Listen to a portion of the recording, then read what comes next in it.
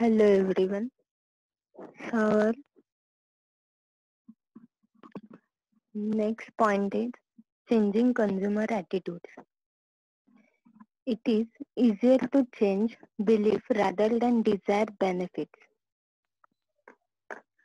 Marketers can change the existing brand's beliefs and the benefit they sought to by changing the emphasis consumer place on brand attributes.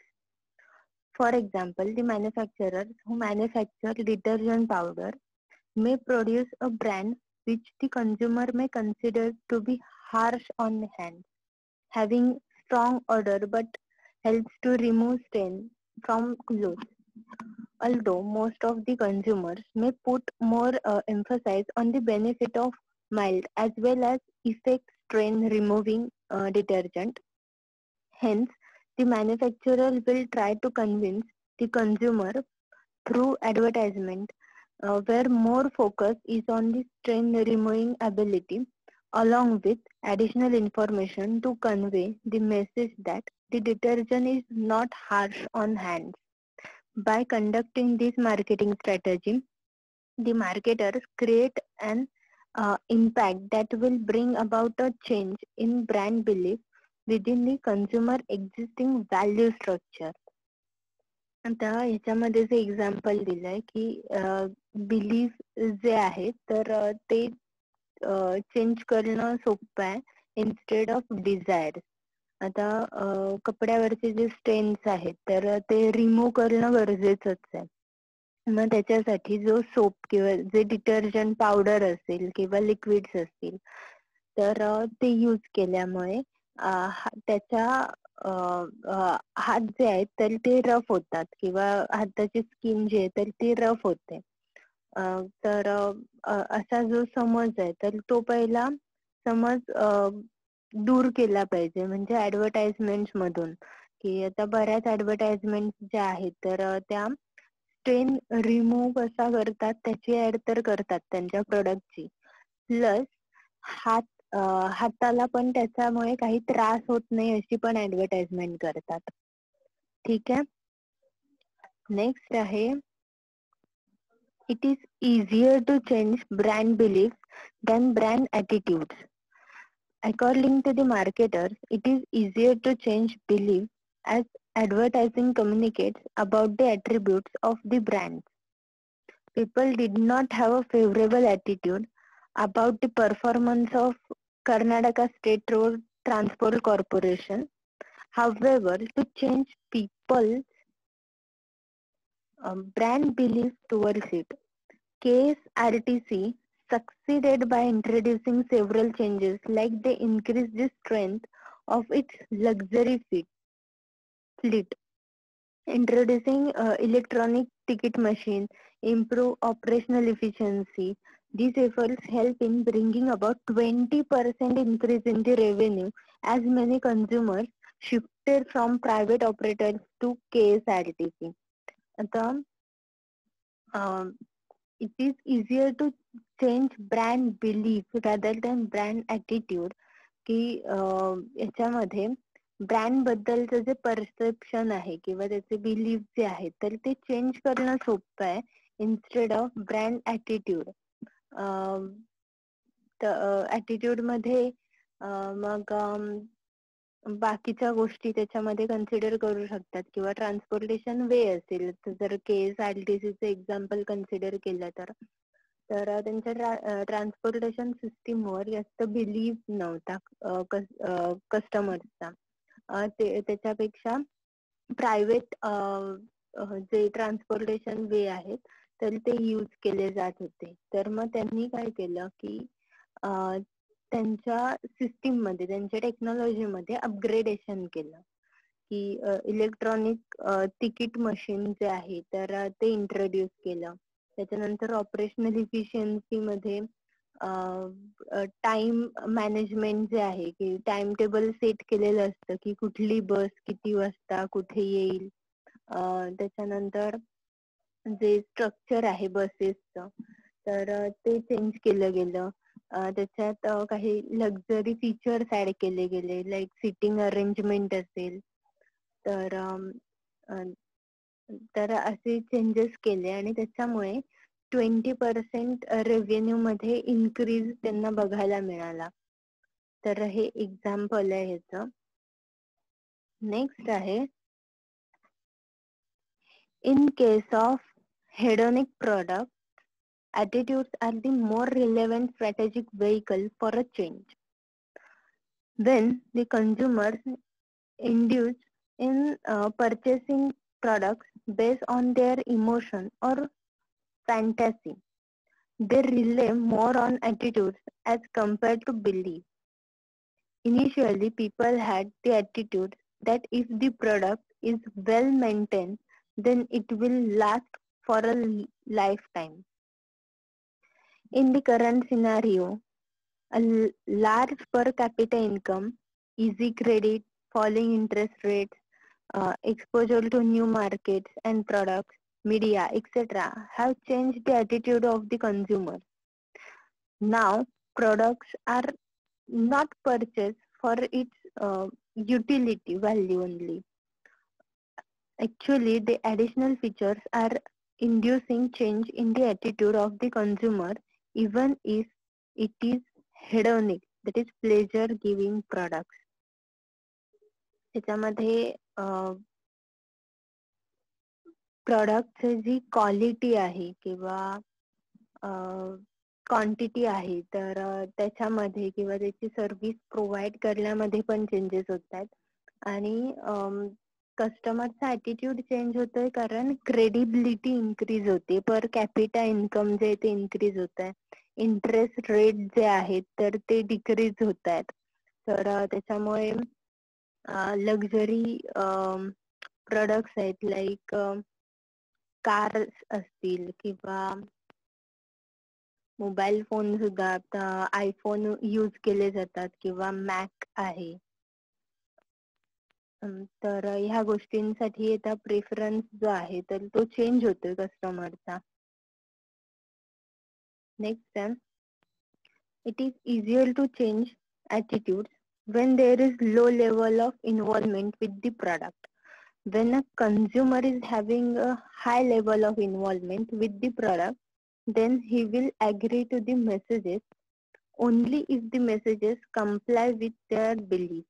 Likewise, when the involvement is low, the consumer are more likely to accept communication even if it doesn't agree with their beliefs. ह्याच्यामध्ये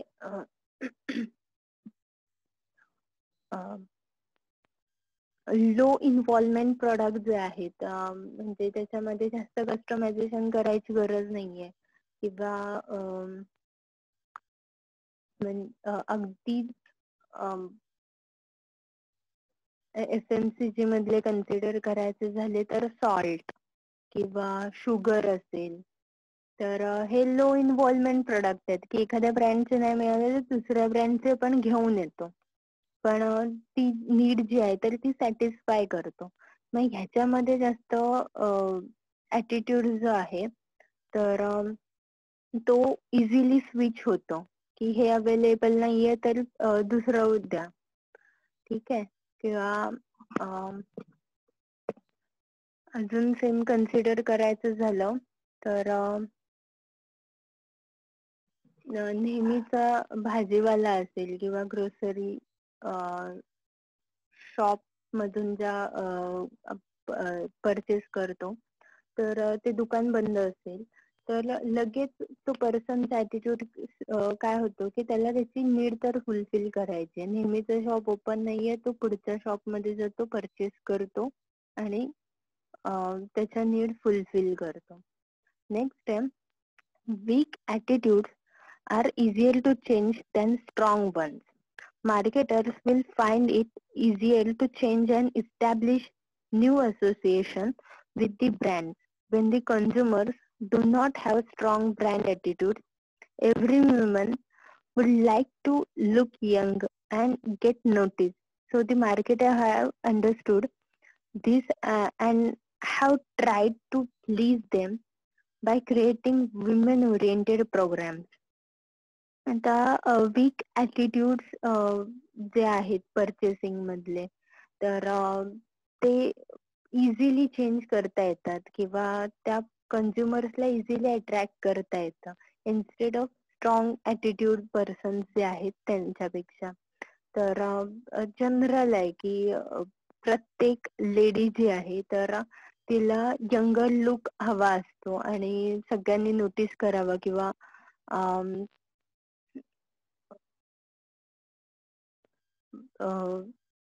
beauty जी आहे तर ती maintain राहिली पाहिजे अशा एक basic consider करू शकतो आपण. तर त्याच्यासाठी मार्केटर्स काय करतात की खूप जास्त प्रोडक्ट्स जे आहेत आता ज्या टाईपने तुम्ही ऍडव्हर्टाइजमेंट कराल त्या टाईपने कन्झ्युमर्स अट्रॅक्ट होतात. आता लॅक्मेचं एक्झाम्पल कन्सिडर केलंय इथे त्यांनी. लॅक्मेचे पण नंबर ऑफ प्रोडक्ट्स आहेत, मग त्याच्यामध्ये फ्रूट एक्स्ट्रॅक्ट पण आहेत की कुकुंबर असेल, चेरी असेल, पपाया असेल, असे नंबर ऑफ प्रोडक्ट्स आहेत आणि त्याच्यामुळे विमन्स लॅक्मेचे प्रोडक्ट जास्त प्रिफर करतात कारण त्याच्यात व्हरायटी पण आहे. नेक्स्ट आहे, it will be easier to change attitude held by consumers who have less confidence in their brand evaluation. In India, with increasing life expectancy, rising inflation, and medical expenses, the need for retirement planning has become important. However, it has been found that only around 11% of India's total working population is adequately covered for their retirement life. This is because of low awareness and additional barriers among consumers.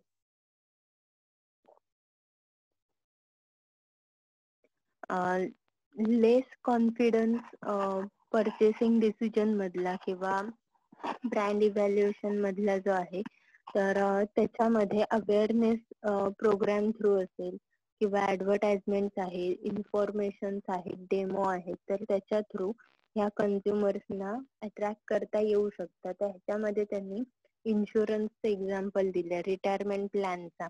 तर research काय सांगतो की फक्त 11% working population आहे इंडियाचं, तरी त्यांनी retirement life साठीचं cover जे आहे तर ते घेतलंय.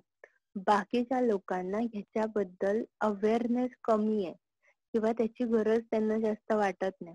मग जेव्हा हे जे एजंट्स आहेत, म्हणजे पॉलिसी एजंट किंवा गव्हर्नमेंटचे ऍडव्हर्टाइजमेंट असतील किंवा प्रायव्हेट सेक्टरच्या जर पॉलिसीज असतील तर त्यांच्या ऍडव्हर्टाइजमेंट, तर ह्या अवेअरनेस क्रिएट करतात आणि त्याच्यामुळे कन्झ्युमर्स हे प्रोडक्ट जे आहेत तर ते परचेस करतात. नेक्स्ट आहे, it is easier to change attitudes which are based on ambiguous information. When purchase of certain products involves technical information, it may lead to an attitude change if the same is provided for. आता ह्याच्यामध्ये त्यांनी example कसलं घेतलंय तर इंटेलचं. आता प्रत्येक computer जो आहे तर त्याच्यामध्ये इंटेल चिप त्यांनी लावलेली असते कारण त्यांचं जे सर्व्हिस आहे किंवा ते प्रोडक्ट आहे तर त्याची क्वालिटी त्यांनी मेंटेन केली आहे. आपला सेकंड युनिट संपलंय. तुम्हाला असाइनमेंट कम्प्लीट करायची सेकंड युनिटची. ही तुमची असाइनमेंट आहे. इथे नेहमीच्या प्रमाणे सगळे डिटेल्स मेन्शन केलेत.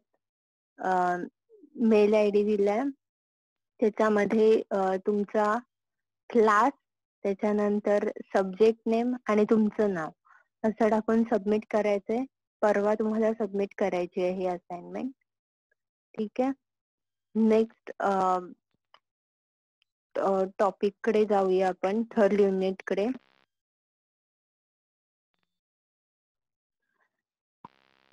Environmental determinants of consumer behaviour, त्याच्यातला फर्स्ट पॉइंट जो आहे तर तो आहे फॅमिली इन्फ्लुएन्सेस.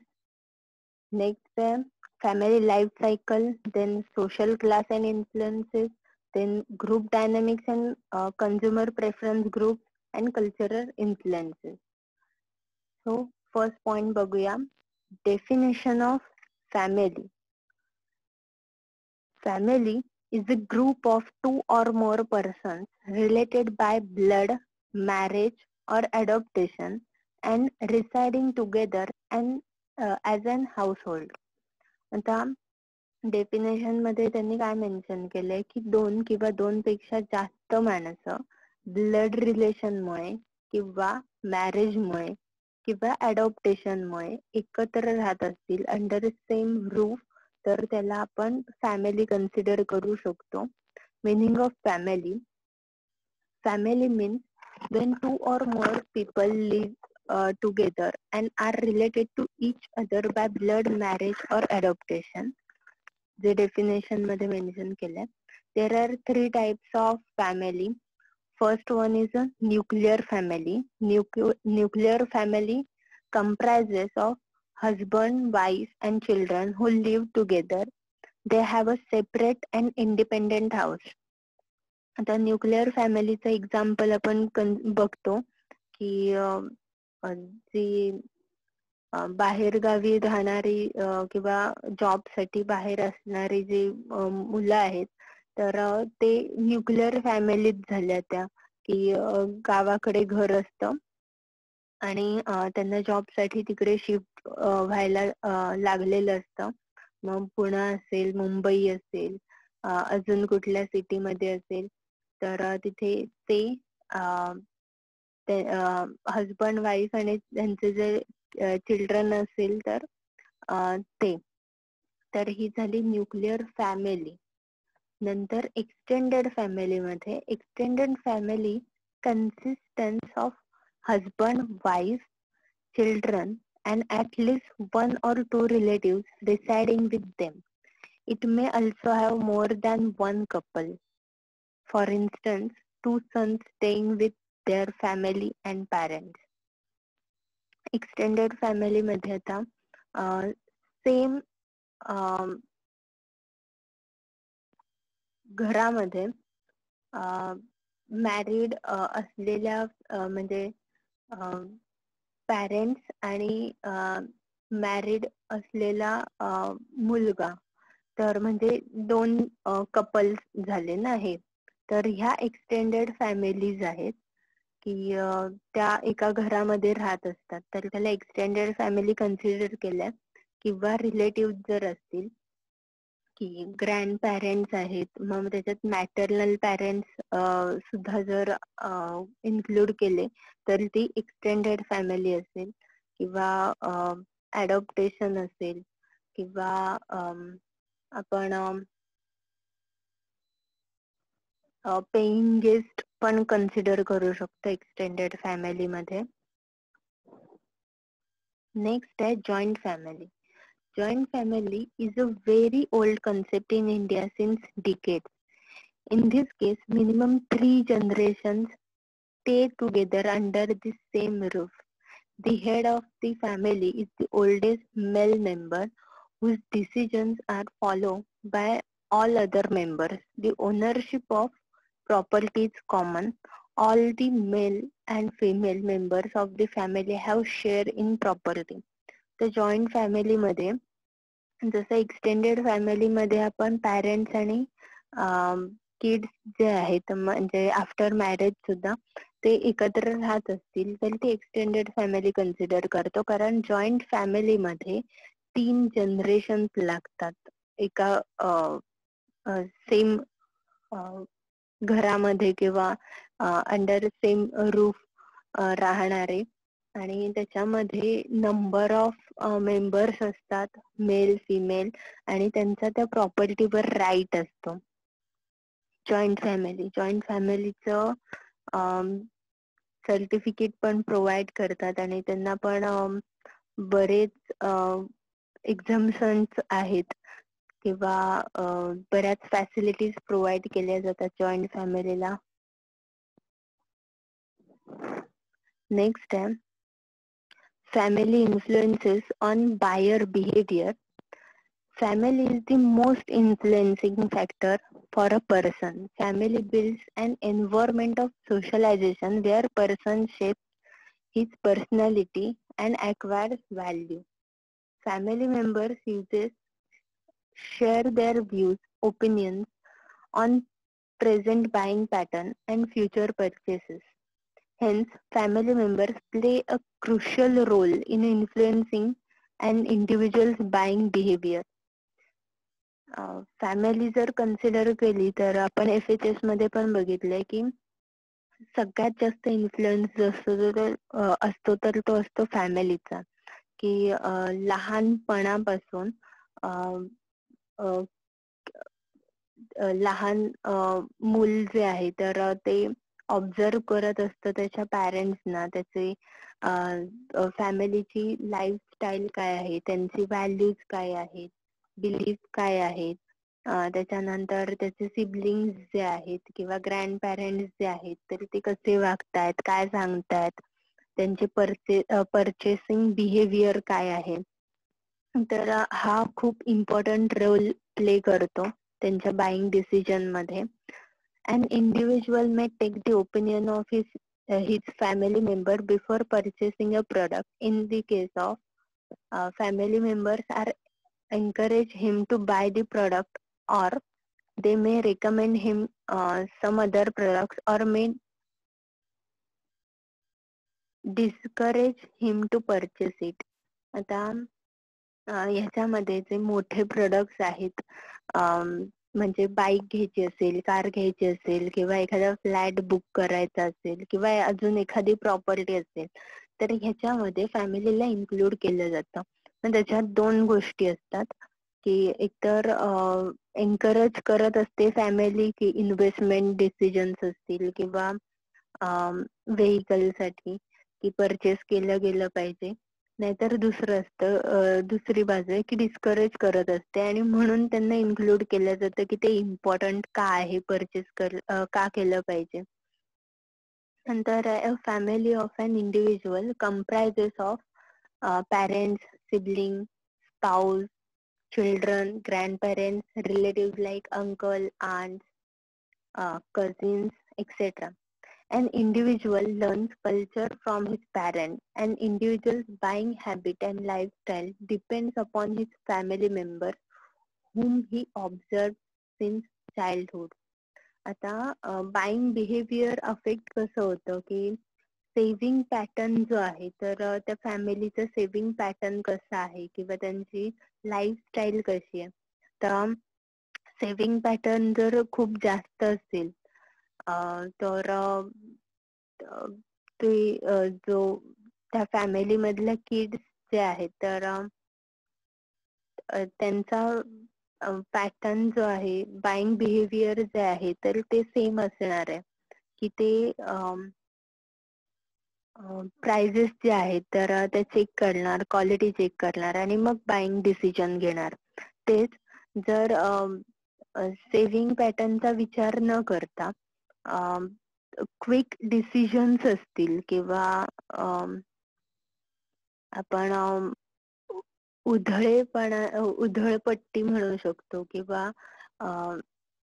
परचेसिंग जे आहे तर ते खूप मोठ्या प्रमाणावर होत असेल, म्हणजे दर महिन्याला कपडे खरेदी केले जात आहेत किंवा खाणं पिणं आहे किंवा हॉटेलिंग जे आहे तर ते दर महिन्याला किंवा दर आठवड्याला केलं जाते, तर मग त्या घरातल्या लहान मुलांवर पण त्याचा इम्पॅक्ट असतो की त्यांचं बाईंग डिसिजन, त्यांचं बिहेवियर पण सेम असतं. नेक्स्ट आहे married individuals buying behavior is different as compared to a bachelor. आता बाईंग बिहेवियर चेंज कसं होतं बॅचलरहुड टू मॅरिड पर्सन. तर बॅचलर असताना पर्सनचं बाईंग बिहेवियर इन्स्टंट फूड वगैरे जे असतं तर ते प्रेफर केलं जातं. ठीक आहे, म्हणजे हे जे नूडल्स आहेत किंवा इन्स्टंट नूडल्स आहेत किंवा उपमा, पोहे किंवा बाकीचे जे काही इन्स्टंट फूड्स जे आहेत तर ते मुळात तयार केले गेले फोकस करून बॅचलर